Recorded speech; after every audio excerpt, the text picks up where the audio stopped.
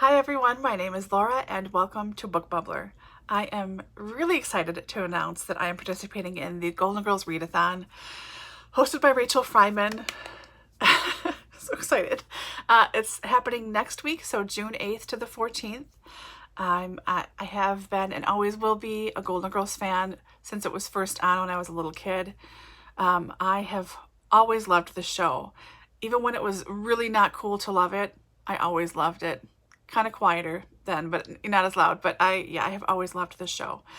So I'm really excited about this. Like, really, really excited. So, what are the challenges?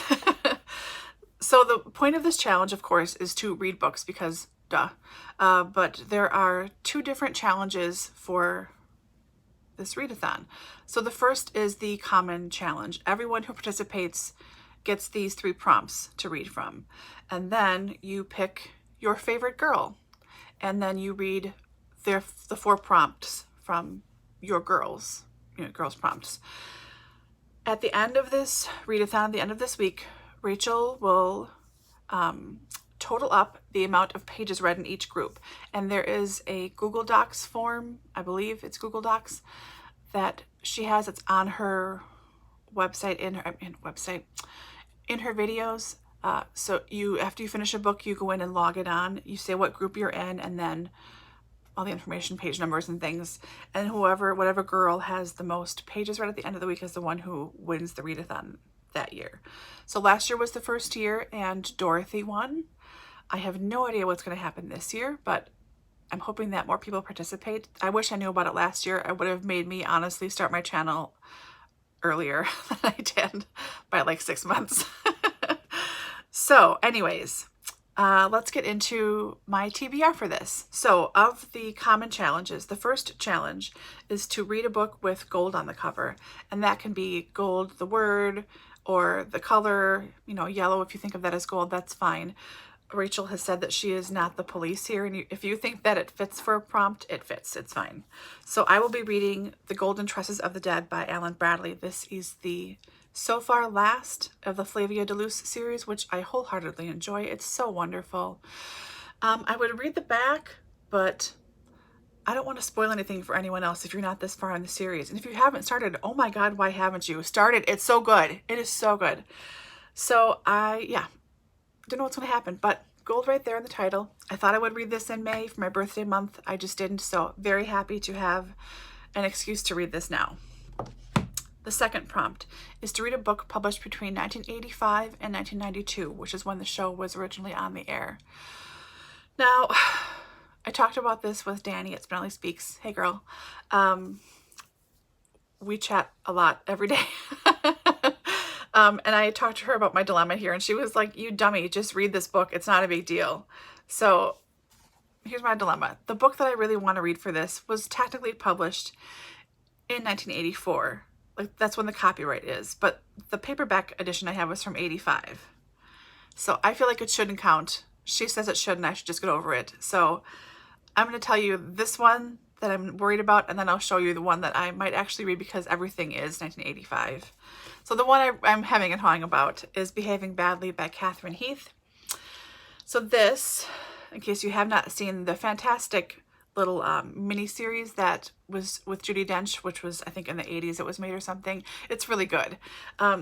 So here's what this is about. Discarded by husband Mark in favor of a new and younger wife, Bridget reluctantly settles into the dreary, time-killing decency of evening classes, a modest teaching job, and earnest bouts of church-going. One must behave, she tells herself, as she irons the sheets in her tiny flat. Her daughter thinks that she is splendid. Sorry for the glare. But after 5 despairingly genteel years in the wilderness, Bridget decides she will conform no longer. Instead, she embarks on a new and drastic course of action. She will move back into the family home, a vengeful squatter bent on maximum disruption, a shameless practitioner of the art of behaving badly. So I am excited to read this. And so the book that I picked, mostly because it was the thinnest one I owned from this time period, that was actually all the way in the time period, is Talking to Dragons by Patricia C. Wrede. The exciting new series of the best in fantasy worlds of blah, blah, blah, blah, blah. No, this is Magic Quest. Crap, is this part of a whole series? I didn't realize it, and I just bought this because it sounded cool. Damn. I thought that was the thing. Anyways, so I can't find a synopsis anywhere, apparently. I thought this was one.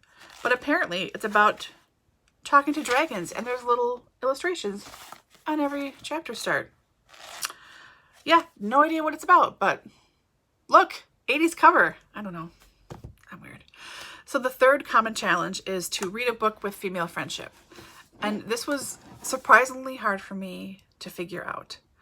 Sorry, I feel like I'm yelling. I'm so excited. I don't read a ton of like women's fiction books about yarn clubs and losing lost children and grieving. That stuff doesn't appeal to me, generally speaking. So I don't really own much of it.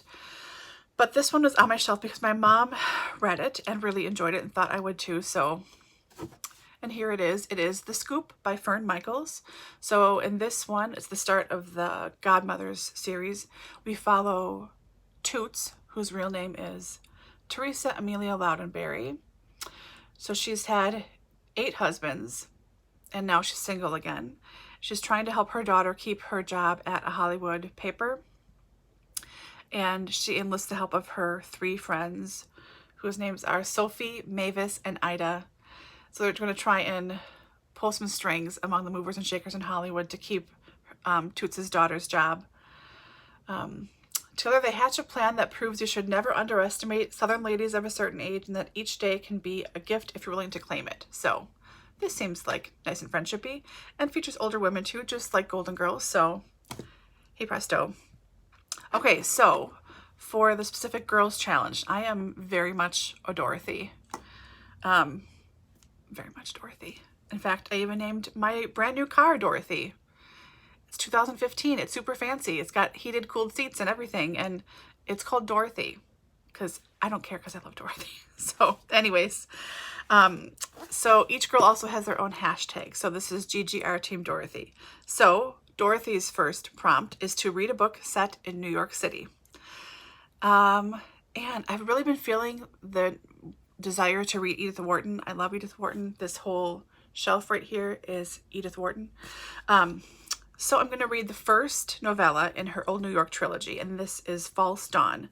So in a trilogy, it's 4, Laura, not 3. I know numbers. So this, each novella in the Old New York series takes place in a different decade. So this is the 1840s in New York. Then there is, what's next up here? I think I have this right. In the 1850s, it's The Old Maid. 1860s, it is The Spark. And then 1870s is New Year's Day.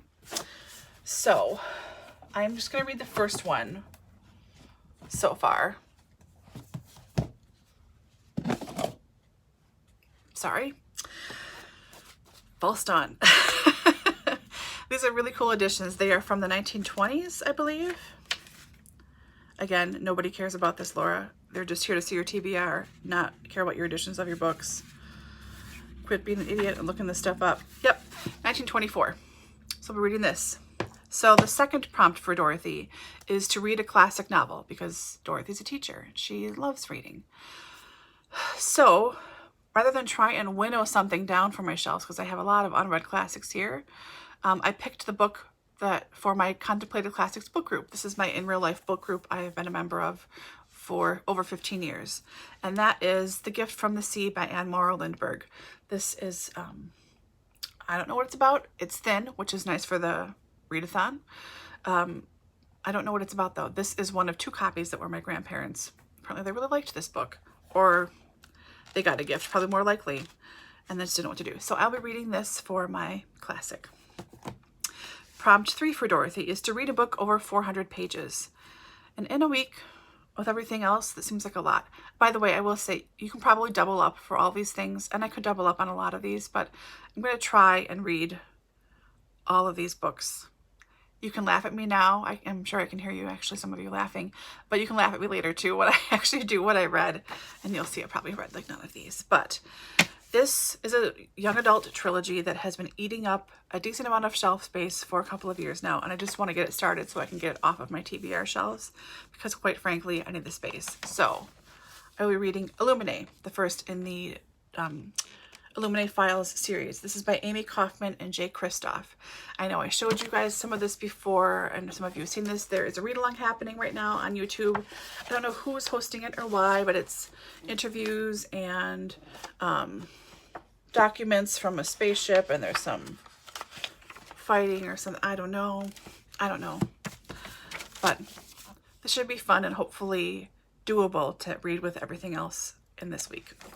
And then the last challenge for Dorothy is to read a book with the word wife in the title.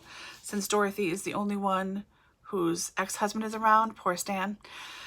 And then she's also the only one who gets married at the end of this series. She's the most married lady. So I might pick a different book for this. I don't know. We'll see. I had quite a few options, but this just seemed more right at the time than the other one I'm thinking of, and that is The English Wife by Lauren Willig. So this is kind of dark, and I also cannot read this because it's like a weird gray-green print on orange. So it's something about, shockingly, it's in England, called The English Wife. I know. Hope you were sitting down for that information. So after some kind of a ball, the wife gets killed, or the husband gets killed. I don't know, someone dies, someone doesn't know, there's a secret. I'll find out, won't I? So, English Wife, Lauren Willig. So, once again, this is hosted by Rachael Fryman. Please join in. If you are a fan of the show, what girl are you? What's your favorite episode? What are some of your favorite lines? I could talk about this for far too long. No one wants to hear me talk about the Golden Girls this much. Some of my friends have been subjected to this for quite a long time. I would say I'm sorry, but I'm not. So again, I will link Rachel's channel. I hope you guys can participate. And I would say I would do a vlog for this week, but since I just figured out how to insert images, I don't think that that's an accurate goal for me to have for this week, especially because I just want to read all these books and see what everyone else is reading too. So I will check in with you after this is over with, but please join in. Again, this is running the 8th to the 14th of June, and I will hopefully see some of you over on Rachel's page, or maybe see you talking about these books next week in your videos. So take care, and I will check in with you guys soon. Bye.